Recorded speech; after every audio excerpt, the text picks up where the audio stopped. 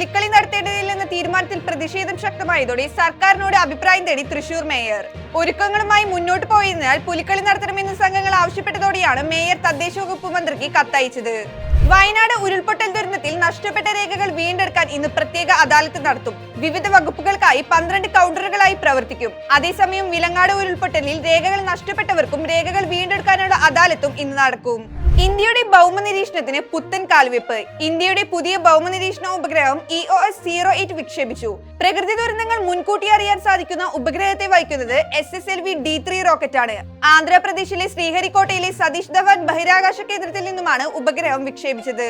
കൊൽക്കത്തയിൽ വനിതാ ഡോക്ടറുടെ കൊലപാതകവും തുടർന്നുള്ള അക്രമ സംഭവങ്ങളിലും പ്രതിഷേധിച്ച് സംസ്ഥാനത്തെ ഡോക്ടർമാർ സമരത്തിൽ. അത്യാഹിത വിഭാഗം, അടിയന്തര ശസ്ത്രക്രിയകൾ ഒഴികെയുള്ള ആശുപത്രി സേവനങ്ങൾ യുവ ഡോക്ടർമാർ ഇന്ന് ബഹിഷ്കരിക്കും.